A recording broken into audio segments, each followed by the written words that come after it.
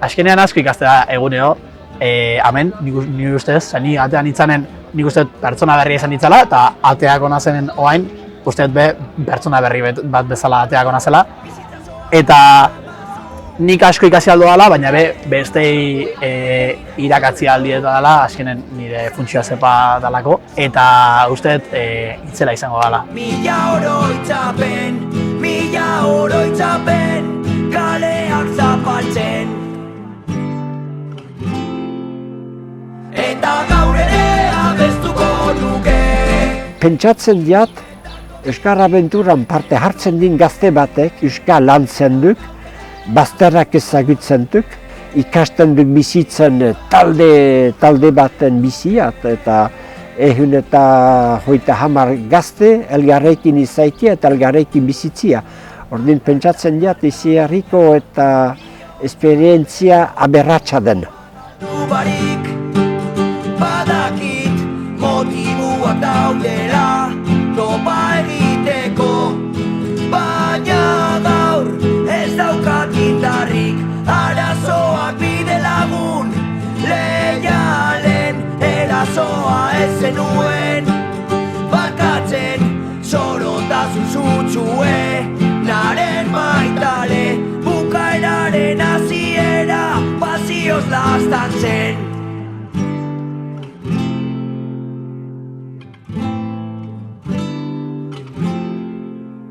Eta gaur ere abestuko nuke, umetako bizipenen nuke.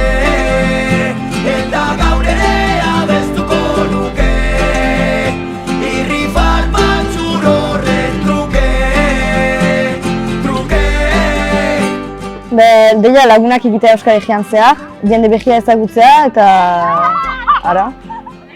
Berdin lagun behiak egitea eta uda politak pasatzea.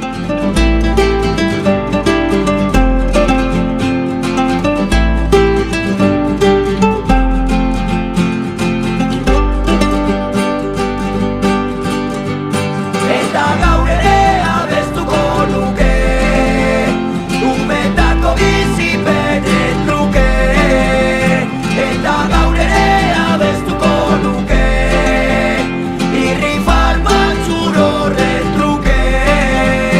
Eta gaur ere abestuko nuke, umetako bizipenen nuke. Euskaraz ere irakusteko gozatzen aldena eta gure artean ongi pasatzeko euskaraz, behiz ere. Irrifar batzur horren truke.